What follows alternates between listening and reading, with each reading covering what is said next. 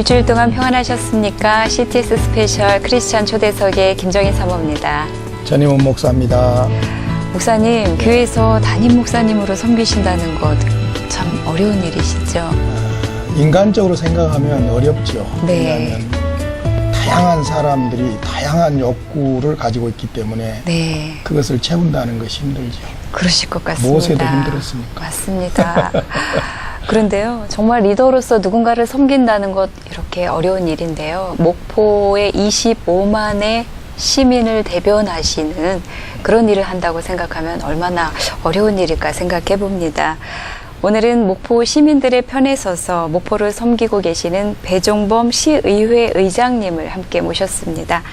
의장님, 안녕하세요. 안녕하세요. 의장님, 또 우리 집사님 이렇게 뵙게 돼서 반갑습니다. 우리 시청자 여러분에게 인사 한 말씀 해주시죠. 네.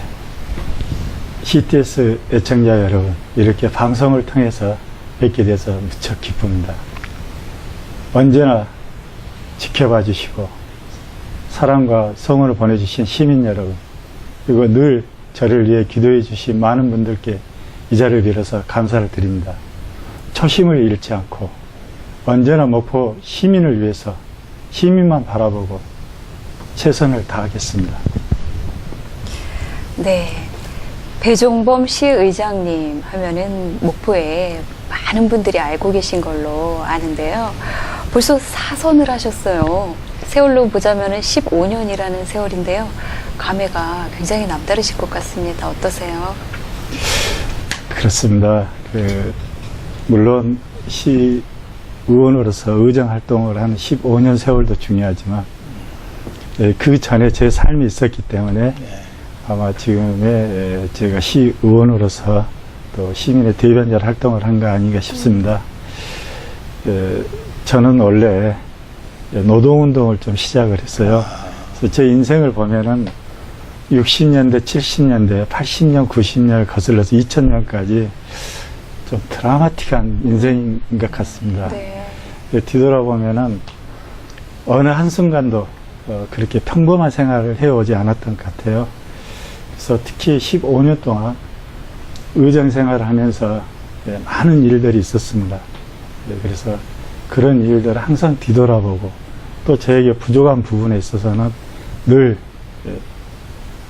제 자신에게 비판을 가하고 또 기도하고 또 이렇게 새롭게 출발하고 이렇습니다. 네.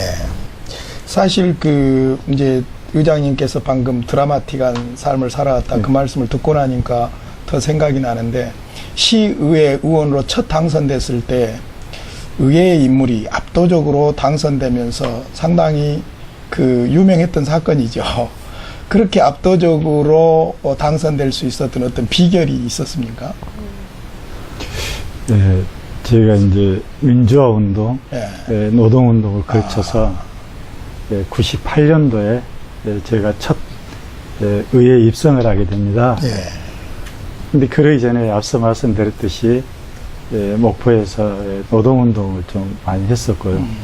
그래서 특히 운수 분야에 이렇게 활동을 했기 때문에 대중교통이고 그래서 시민들하고 많이 접할 기회가 많았었습니다. 그래서 시민들에 대한 어떤 대중교통 이용에 대한 문제점, 그리고 또 택시 이용에 대한 문제점, 또 시내버스 요금에 대한 문제점, 그 이후에 이제 해직돼 가지고 있으면서 꾸준히 또 민주화 운동을 해왔었습니다. 이러한 과정들이 제가 98년도에 첫 의회 입성을 할 때 저에 대한 신뢰, 이런 것들이 시민들이 저에게 많은 관심을 보내주셨던 것 같습니다. 기대가 있었던 것 같고요. 그래서 당시 무소속으로 모두가 어렵다고 했었는데 최다 득표를 했었어요. 그래서 무거운 생각을 갖고 출발했었던 거죠. 방금 의장님께서 말씀하셨듯이 이제 시의회에 들어오기 전에 운수업계라든지 또 민주화 운동이라든지 이런 사회 활동을 많이 하셨다고 그러는데 어떻습니까? 처음부터 정치를 목적으로 한 것이었습니까? 아니면은 그냥 운동을 하다가 필요에 의해서 이렇게 정치에 들어오게 되신 겁니까? 저는 생각을 안 했어요. 정치에 대해서. 일반인들처럼 별로 정치에 대해서 어떤 좋은 의미를 갖지도 않았었고 네. 또 그런 이미지가 별로 저는 좋게 보이질 않았었습니다. 저도요. 그리고 또 제가 시골에서 영암군 시정면이라는 마을인데요. 거기서 어렵게 자랐습니다. 어렵게 자라가지고 제가 이제 사회 진출을 하게 되는 거죠. 사회 진출을 했을 때 굉장히 제가 이제 힘들게 생활해요. 왜 그러냐면은 제가 이제 3살 때 아버지가 돌아가시고 제가 팔남매인데 7째입니다. 그래서 팔남매를 어머니가 혼자 다 길렀단 말이에요. 근데 사회생활을 하면서 소위 말하면 현장 노동자, 말하자면 공장, 우리가 소위 말하면 공돌이라고 흔히들 얘기하는 생활을 했었는데 그때 이제 처음에는 참 부모님에 대한 그 원망이랄까요? 아쉬움이 있었죠. 왜 남들은 저렇게 교복 입고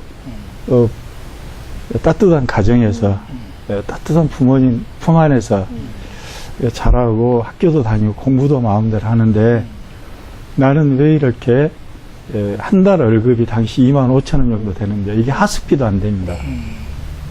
그래서 몇 사람씩 모여서 이렇게 자취 생활을 하는데 식사도 제대로 못하고 라면으로 이렇게 끼니를 이유는 날이 더 많았었어요. 그러니까 자연스럽게 부모에 대한 그런 문제가 생기더라고요. 그래서 그렇게 이제 고생을 쭉 하다가 어느 날 그건 아닌 것 같다는 생각이 들어요. 저희 부모님들도 그러고 싶은 게 아니었잖아요. 3살 때 아버님 돌아가시고 어머니가 팔남매를 정말로 다 우리 건강하게 남들보다 잘 입히고 뭐 잘 가르친 건 아니었지만 정말 그 저희들 어느 누구 하나 나고자 없이 그때까지 다 이렇게 키워주셨는데 왜 내가 우리 부모님을 원망하고 있나? 그럼 이게 어디서부터 잘못된 것인가 생각을 했어요. 그때 이제 여러 가지 이유들이 있겠지만 그때 제가 이제 생각할 때는 우리 어떤 사회 구조적 모순이 좀 큰 것 같다. 어떤 그때 당시는 뭐 물론 70년대, 80년대까지는 우리가 이제 60년, 70년 오면서 산업화 시대다 보니까 어떤 부의 분배보다는 어떤 그 사회의 어떤 공정 분배보다는 이익 창출 기업이고 모든 게 우선시 되다 보니까 정말 시골에서 어떤 누구 하나 도와줄 수 없이 올라간 많은 그 어리고 젊은 사람들이 저와 같은 생활을 했거든요. 그렇죠. 근데 뭔가 이게 좀 사회적으로 좀 구조적 모순이 있는 거 아니냐. 그래서 그때 이제 그 노동운동에 눈을 뜨기 시작했죠. 뭔가 이 사회에 좀 내가 조금이라도 그 변화에 중심에 설 수 있다면은 내가 희생을 해서라도 좀 이 일을 해보겠다. 그래서 이제 시작을 했던 거죠. 그리고 이제 나서 제가 몸이 좀 안 좋았어요. 안 좋아가지고 다시 이제 영암 집으로 오게 됩니다. 이게 제가 서울을 갈 때는 얼마나 큰 꿈을 갖고 갔겠습니까? 그리고 이제 서울에서도 또 야학을 다니면서 공부를 했었고요. 그래서 여러 가지 꿈이 있었는데 그 좌절된 생각을 갖고 다시 이제 영암 고향으로 와서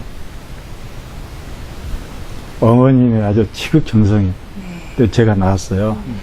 그래서 6개월 만에 당시 이제 서울의 큰 병원에 가서 다시 진찰하니까 어떻게 이렇게 나올 수가 있냐. 수술을 해야 되는데 야, 참 대단하다. 이렇게 병명이 뭐였습니까? 그때 이제 몸을 다쳤어요, 제가. 다쳤는데 아주 심하게 다쳤습니다. 가슴 뭐 이쪽 다쳐가지고 그랬는데 이제 어떻게 이럴 수가 있냐. 그때 제가 6개월 동안 기다렸던 것은 치료를 하면서 제 건강이 회복되면 수술을 하려고 했던 건데 그게 나은 거예요. 그래서 이제 다시 이제 서울로 가야 되냐 아니면은 여기서 이제 있어야 되냐. 좀 이따 보면 이제 제 아내 만나는 사연들이 있는데요.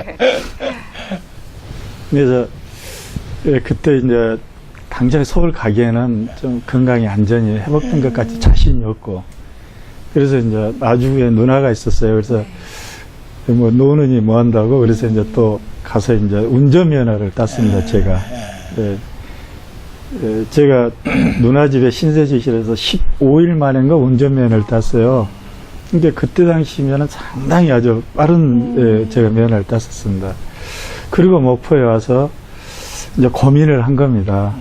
근데 목포에 이제 마땅히 들어갈 만한 그런 기업들이 없었잖아요. 뭐 그때 당시 행랑사, 뭐 호남금, 남양화, 막 태원역이 그런데 태원역은 대형면허가 있어야 되고 또 다른 뭐 기업들이 더 쉽지 않고 그래서 택시회사를 갔어요.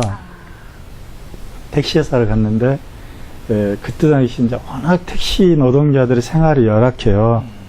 그 근로 조건이 열악하다 보니까 그렇게 많은 사람들이 선호한 직업이 아니었습니다. 그래서 가니까 쉽게 취업이 되더라고요. 그래서 이제 뭐 택시에 취업을 해가지고 핸들을 잡고 이제 택시 기사로 이제 소위 말하면 운전 노동자로 일을 합니다. 근데 몇 개월 안 돼가지고 대형 사고가 났어요. 어느 정도였냐면은 제가 지금 운전하던 차량이 폐차가 됐어요. 11톤 트럭하고 정면 충돌했는데 그때 뭐 방송에도 나오거든요. 제가 의식을 잃어가지고 눈을 뜨니까 다음날 병원에 새벽에 팔다리 붕대에 감고 있더라고요. 그래서 참 생각을 하다가 그 길로 병원을 빠져나왔죠. 퇴원을 하고 다시 여러 가지 생각을 했었어요. 생각을 했다가 내가 다시 이 길을 간다는 게 이제 두렵더라고요. 그러지 않겠어요? 네. 한번 생명을 먹고. 네, 그렇죠. 그런 어떤, 그래서 나중에 이제 제 어떤 믿음과 이런 관계가 있는데 저는 그래서 또 한 번 얻은 생명이잖아요. 네. 그 전에 한번 제가 심하게 아파서 있었고 그 후에 치유가 된 얼마 안 돼서 또 한 번에 거의 뭐 죽다가 살아나니까 방송에서는 중태다. 뭐 살 가능성이 없다. 이럴 정도로 아마 그때 보도가 됐던 걸로 압니다. 그래서 다시 이제 그 이후로 한 달인가 두 달 있다가 다시 또 택시사를 찾아갔어요. 근데 그때 찾아가는 심정은 뭐였냐면은 너무 이 열악한 환경에 내가 서울의 안양에 있으면서 그때 이제 노동운동을 잠시 시작을 했던 때라 지금 이 열악한 환경에 이런 우리 택시 노동자들이 이렇게 있어서는 안 되겠다.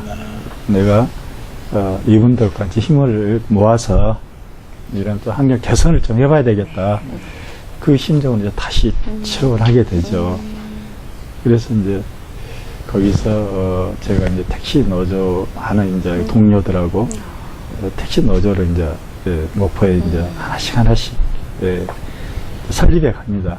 근데 지금같이 이렇게 그 좋은 조건이 아니고 지금이야 뭐 바로 신청하고 나오는데 그때는 빨라야 한다. 그렇지 않으면 3개월. 네. 그러니까 그 노조 설립 인가가 나오기 전에 노조가 와야 돼버려요. 이미 사업주 입장에서는 알고. 네, 네. 그럼 그 아쉽게 전에는 노조가 없었습니까? 택시 노조 같은 경우는? 없었죠. 아, 그때 전국에서 목포가 아마 두 번째였을 거예요. 네. 제 기억으로. 네. 서울 다음에 목포였거든요. 네, 네. 그래서 이제 그때 특히 그 50 초기고 그래서 얼마나 심했겠습니까? 네. 노동조합, 노동운동 하면은 곧바로 빨간색 더 네, 씌워서 그렇죠. 뭐 저희들이 아주 입장이 난처 하는 네, 네. 그런 상황이었는데 그리고 이제 운동을 쭉 활동을 해왔었거든요. 네.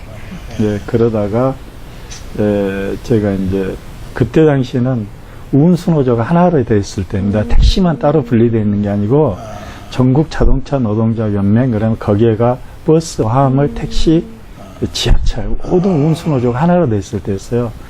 그리고 나서 제가 85년도에 목포 지역 대표를 맡습니다. 분실장을. 운수노조 맡고, 그리고 이제 98년도에 이제 세분화가 되기 시작하죠. 분업이 소위 말하면은 전국 버스 노조 연맹, 화물 자동차 연맹, 택시 노조 연맹. 그러면서 제가 이제 전남 초대 2대 지부장을 맡게 되고, 이제 그 와중에 목포에서 엄청난 이제 사건들이 좀 네. 있었죠. 그래서 제가 이제 그 91년 사건을 겪으면서 제가 이제 한 1년간 수배 생활하고요. 그러니까 그것이 지금 네, 그때 당시에 100일 파업 사건 그 사건입니까? 그렇습니다. 네. 그래서 그때 한 100일 동안 파업을 하는데 이제 그때 많은 동료들이 같이 했던 동료들이 그때가 몇 수배가 되고 년도입니까? 91년도죠. 91. 물론 그 전에도 뭐 저희들 85년도부터 87년 소위 말하는 전국 그 노동자 대투쟁이라고 하는 네. 그 사건까지 이렇게 한다면 이제 너무 방송 길어질 것 같아요. 근데 80년대는 두말할 것 없이 뭐 네. 핍박이 많았고, 네. 근데 91년도에 100일 파업 그런 사건들이 있었구만. 그걸 좀 그때도, 이야기해 주세요. 그때도 이제 마찬가지였거든요. 그래서 그때 이제 그 사건이 뭐였냐면요. 저희들이 그 파업을 할 수 있던 원동력이 그리고 실제 저희들 그 역량이 있을 수 있었던 것이 시민들의 힘이었습니다. 이 사실은 시내버스라든지 지하철, 뭐 마을버스 이런 것은 대중교통수단입니다. 법적으로. 최근에 그 택시법 문제가 국회에 많이 제기되고 있잖아요. 택시자들이. 그게 뭐냐면요.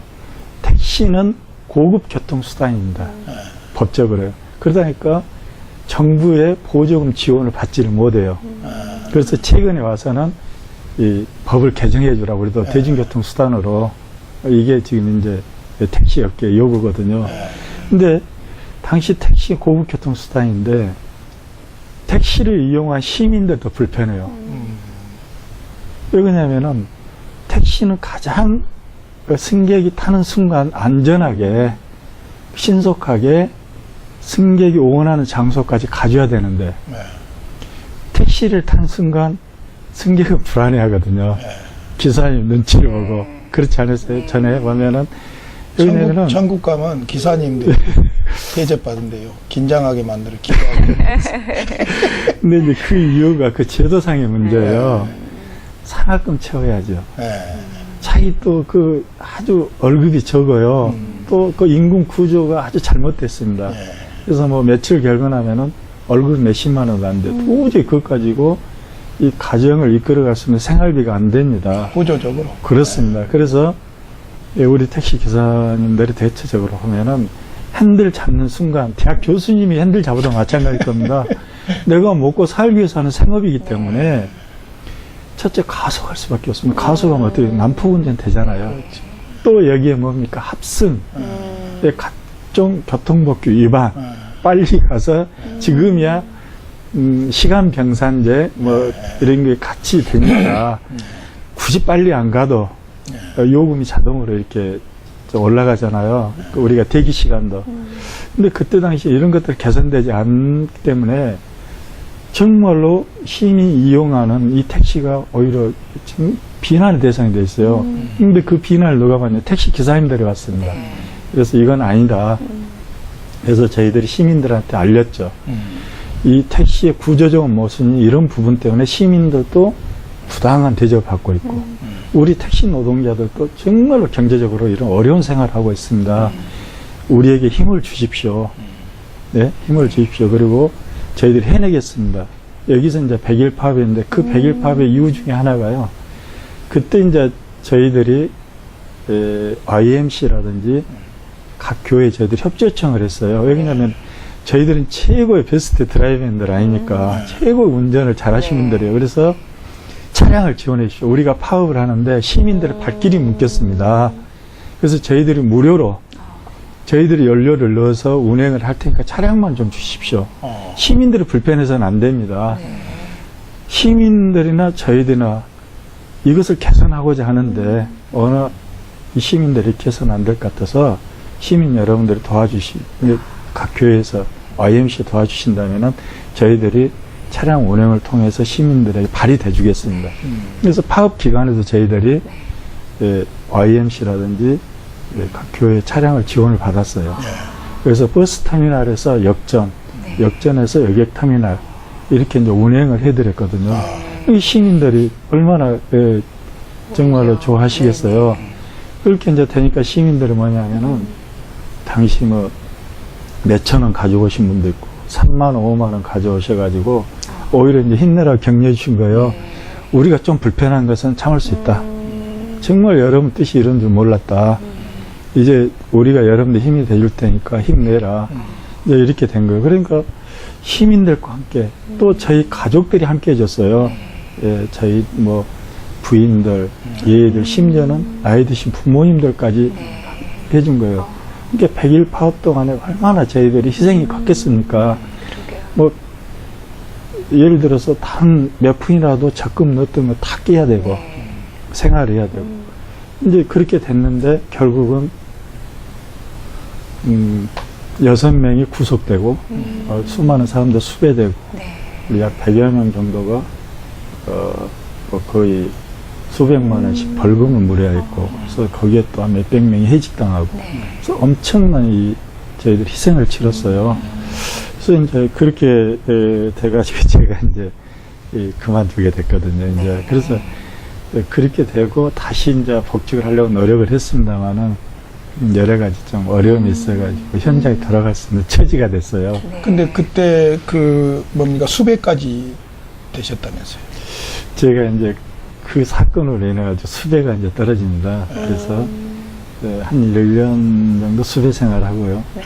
그리고 이제 그 이후로 이제 구속이 됐습니다. 그래서 한 5개월 정도 국가에서 이렇게 지켜주고 보여주는 데서 제가 생활을 했었습니다. 그리고 이제 다시 징역 2년 6월에 집행유예 3년형을 받고 제가 이제 출소를 했죠.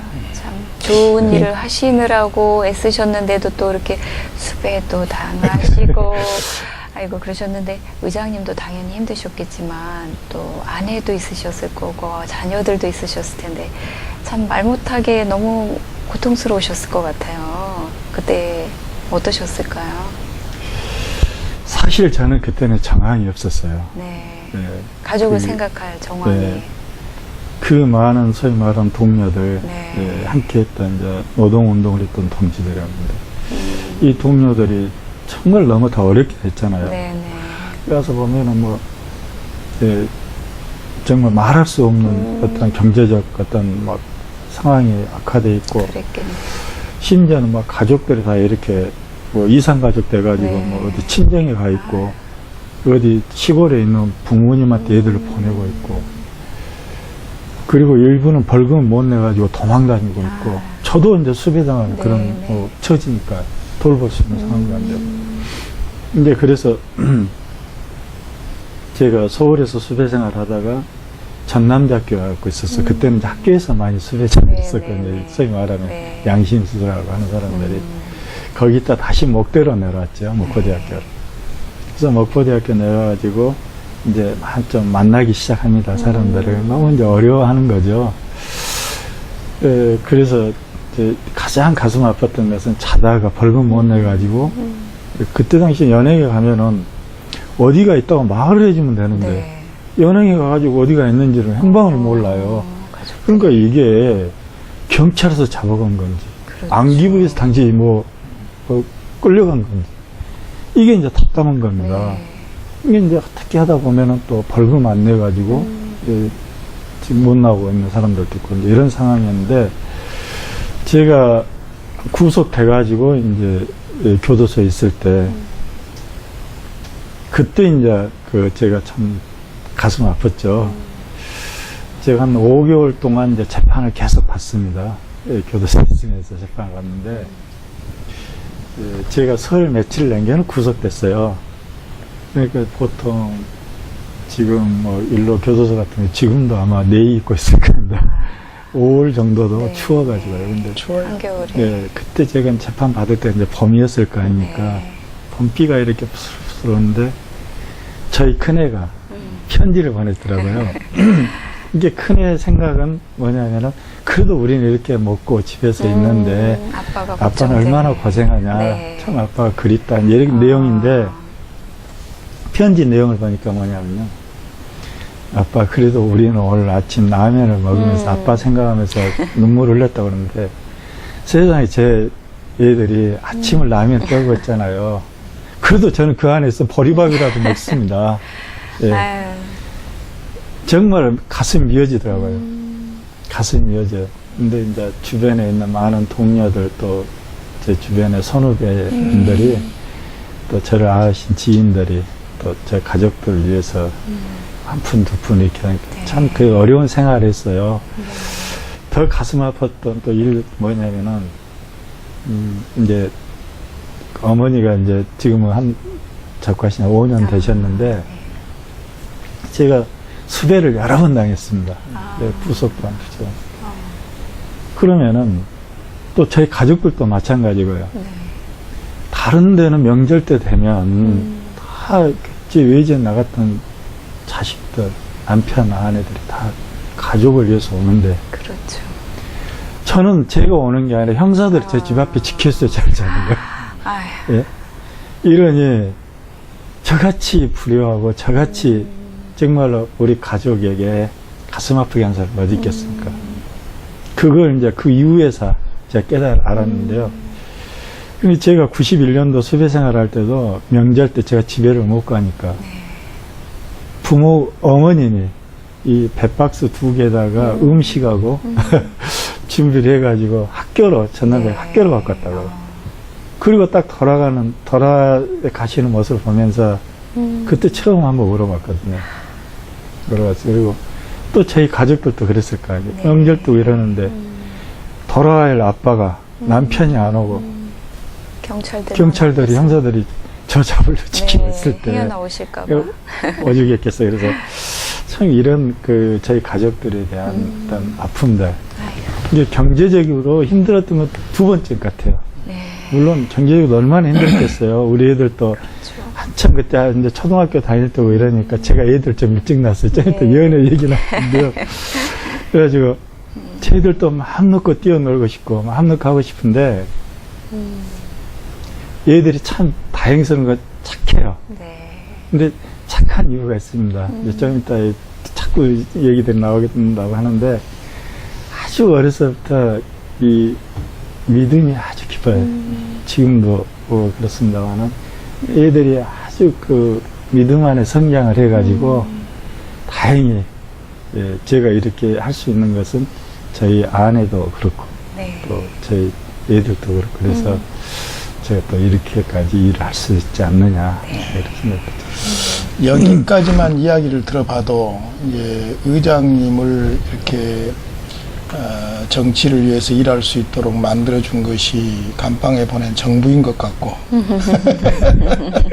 두 번째로는 사실 이제 뭐 일하다 보면 사람들이 이런저런 모습 배신도 하고 뭐 그런 거 있지만은 이제 제일 중요한 것이 가정이 버팀목이잖아요. 그렇죠. 내가 어떤 상황에 있을지라도 가정이 딱 뒷받침해주고 또 기도해주고 그런 것이 제일 힘이 됐겠다. 그런 면에서 보면 이제 의장님, 사모님, 우리 권사님의 역할이 참 컸겠다 그런 생각이 들어요.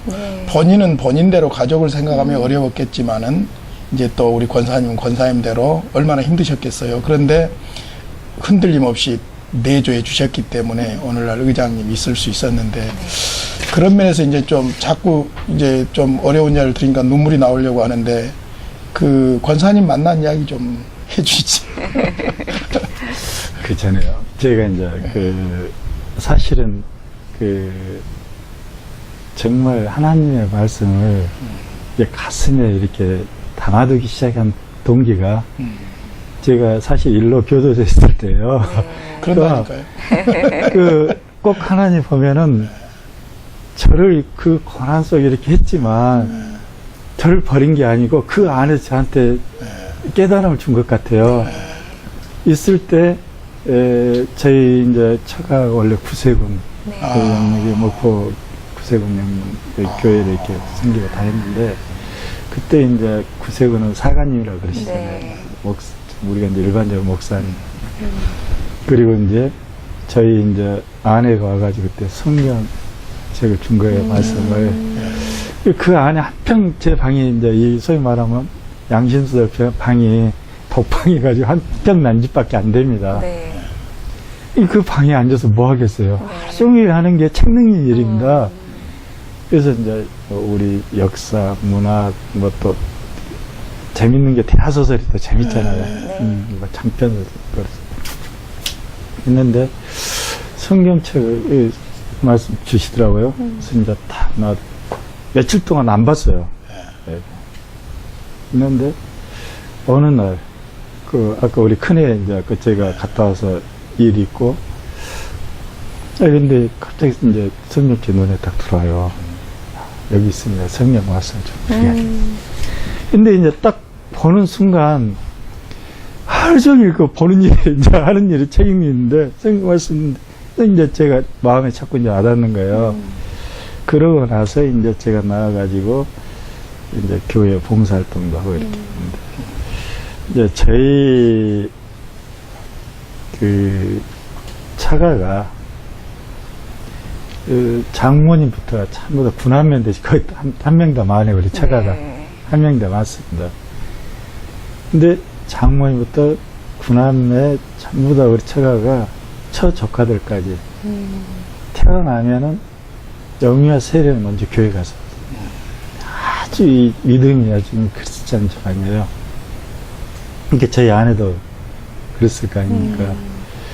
그리고 이제 또 저희 장모님이 항상 이제 저를 이뻐를 했는데 가장 제 마음에 안 든 부분이 이 교회 주일 예배 하는 건데 주일에 한 번만 좀 대서방 와서 해도 네.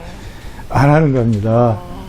근데 제가 갔다 와서 제가 스스로 교회에 차량 봉사를 했어요. 그 교회가 그렇게 크지 않기 때문에 25인승 있잖아요. 그 버스. 그게 딱 한 대. 근데 그게 대형 면허가 있어야 됩니다.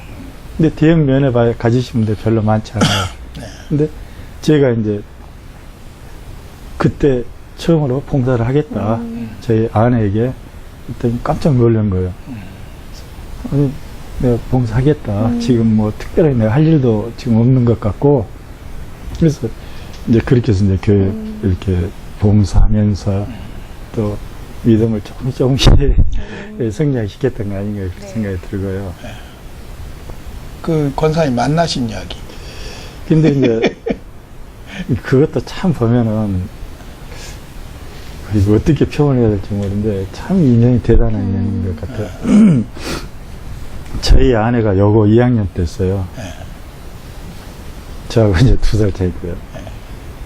근데 우연히 그 비 온 날 어떤 그때는 이제 사복을 입고 가니까 학생인지 아가씨인지는 모르겠는데 우산 쓰고 가더라고요. 그래서 동부시장 있는 데서 네. 막연하게 그때 가서 어디 쪽으로 하냐. 나 좀 우산 좀 씌워주라. 근데 저는 실은 별 뜻 없었어요. 없이 그냥 했단 말이에요. 뒤태가 이뻤는 모양. 아, 진짜 그래, 지금도. 앞에는 제가, 팔붙이라고 말을 못하겠는데, 그래서, 이제, 그러고 나서, 기약 없이 헤어졌어요. 네. 근데 어디서 봤다 갔다 했는데, 제가 우연히 전에 한번 봤던 기억이 있었던 것 같아요. 다른 장소에서. 네. 네. 그러고 이제, 그 다음에 또, 비 온 날, 또 간 저희 아내가 우산 쓰고 가는 거예요. 보니까 저희 아내예요. 근데 그때도 제가 우산이 없는 거예요. 네. 이 우산 좀 씌워주라. 우연히 또. 네. 네. 그래서 우연히 또 그렇게 만났어요. 그렇게 만나기를 5번 만났습니다. 우연히 그 필연이 우산 들고 비 오는 날 일부러 나온 거 아니에요? 글쎄, 저희 아내가 정말 우연이었던 것 같은데요. 그래서 이제 저희 아내가 9남매고 저는 8남매잖아요. 근데 저도 위로 형님 3분, 누나 3분, 그리고 남동생 하나거든요. 근데 저희 아내도 위로 오빠 3분, 언니 3분, 남동생 2이에요. 네. 남동생 하나 더 있어요. 네, 네, 네. 그래서 이제 저희 어머니한테 절정말 소개를 하면서 이렇게 했더니 어머니가 하는 얘기가, 야, 돌쪽으로 이건 인연이다. 돌쪽으로 한 게 그 시골에 보면 이렇게 그 고리 있잖아요. 네. 문 잠그는 네. 딱 이 새하고 고리하고는 네. 이거는 인연이다. 그런 것 같다. 네. 그러다 그래서 참 그렇게 해서 만나가지고 근데 방송에서 이렇게 될는지 모르겠지만 혼날지도 모르겠는데 사실은 저희 아내가 저를 더 좋아했던 것 같아요. 그런데 이제 사실 지금 잠깐 들으면서 나도 그 가슴에 북받쳐오르는 거 있었는데 사람이 나이가 들수록 가족을 생각하고 자녀들을 생각하고 아내를 생각하면 남자들은 왠지 모르게 작아지잖아요. 고생만 시킨 것 같고. 또 의장님도 보니까 삶이 결코 순탄치 않고 운동도 운동 나름이지 건강을 위한 운동도 아니고 노동자 운동 또 이런 협회 운동 이런 거 하시다 보니까 힘든 일도 많았고 수배되고 감방 가고 이런 과정에서 사실 권사님한테 못할 짓 많이 했잖아요. 그런 측면에서 오늘 권사님에게 준비한 영상 편지 한번 소개해 주십시오. 이런 일이 없는 이장님 앞으로 남은 생애가 좀 평탄하도록 기회를 드릴게요. 네, 참 쑥스럽습니다. 제가 이렇게 참 마음에 있는 것을 이렇게 드러내지를 못했어요. 진짜 그러니까 기회를 저희 아내만큼 그랬던 것 같아요. 예. 근데 먼저 지겹도록 참 힘들게 했던 저를 데리고 사라져서 고맙고 그러지 정말 사실 당신이 데리고 없었으면 제가 오늘까지 이렇게 버틸 수 있는가 생각을 합니다. 제가 제일 처음에 목벗은 노동운동을 시작할 때 당신이 첫 번째 했던 그 말 한마디 기억 때문에 제가 항상 힘을 얻곤 했어요. 당신 정말 이 어려운 길을 정말 그 어려운 사람들과 함께 하려면 포기하지 말고 그분들보다 먼저 앞서서 그분들의 힘이 되라고 했던 그 한마디가 제가 힘들게 갔던 이 길, 그 길이 당신에게도 너무 우리 가족도 너무 힘들었지만 그러나 내가 해야 할 가장의 역할을 당신이 한순간도 원망하지 않고 늘 힘들 때마다 오히려 당신은 나를 위해서 우리 가족을 위해서 기도하고 정말 이제 시의원 하니까 더 나아지겠지 생각 당신 기대에 부풀었는데 사실 시의원 길도 결국은 당신에게 바라는 그런 평범한 일만은 아닐 거였을 거예요. 그러나 당신 그럼에도 늘 웃음으로 대해주고 항상 나에게 용기를 줘서 내 힘을 갖습니다. 정말 내가 힘들고 지칠 때 당신 항상 내 손을 이끌고 새벽 재단을 쌓아야 된다고 기도하자고 했을 때 그래도 당신이 이끌어서 또 많은 분들이 중보 기도를 해주시고 그래서 그 기도 내가 변하지 않고 힘들지만 함께 할 수 있을 때면서 당신과 함께 했기 때문 같습니다. 당신 정말 쑥스럽지만 사랑합니다.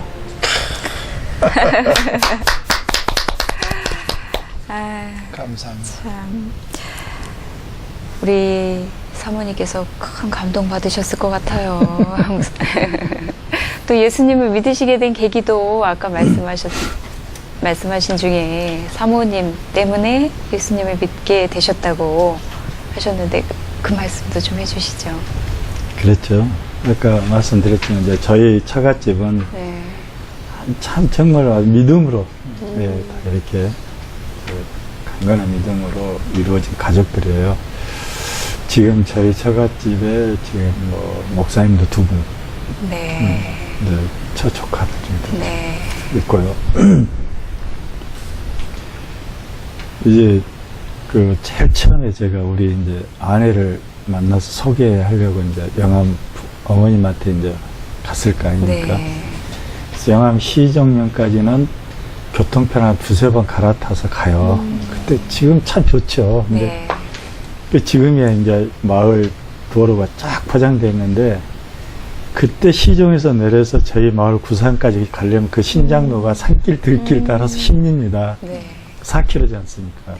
그 길을 가는데 아니 도시에서만 자란 이 아가씨가 그 길을 가봤겠어요. 아 힘들다고 그래. 금방 조금만 금방 갔거든.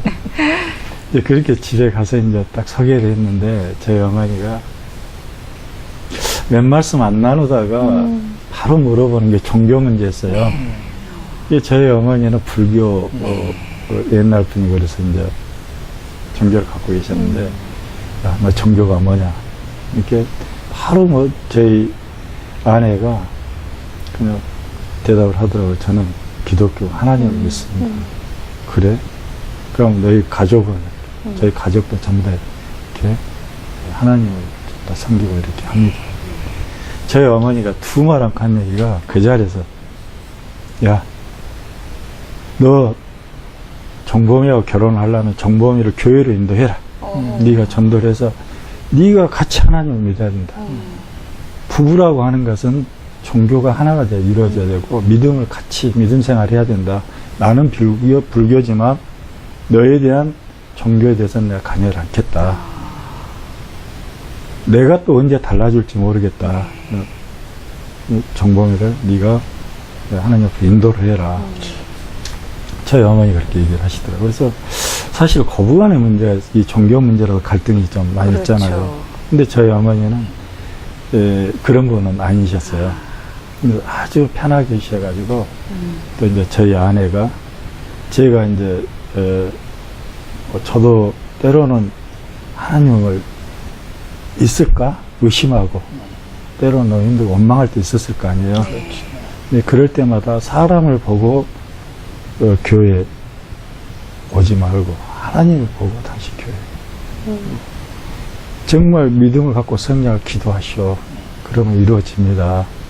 그리고 이제 하더라고요. 그래서 나는 무엇을 대비해서 나는 기도를 나는 했던 적은 없는 것 같아요. 다만 너무 그 순간순간들이 나에게 아무것도 없었어요. 그래서 이제 그 기도하고 또 제가 정치하면서 이제 상처를 많이 받게 되잖아요.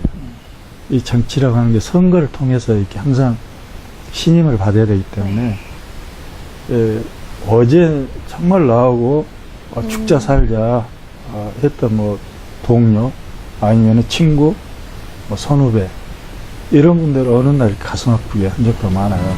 근데 그럴 때 이제 저는 이제 저희 아내보다 우리 이권사님보다 제가 훨씬 믿음이 약하고 그래서 그럴 때마다 저는 상당히 상처받고 있는데 그럴 때마다 이제 굉장히 저에게는 저희 아내가 저를 붙잡아서 교회를 꼭 그래서 안 되면 이제 또 제 아내 또 금식 기도를 합니다. 그럼 그거 바라보고 있는 제가 잘한 것도 없는데 지금 잘한 것도 없는데 이렇게 자꾸 하다 보면은 깨닫게 돼요. 이러면서 이제 조금씩 이제 저도 믿음이 살짝 있는 것 같아요. 그렇죠. 네.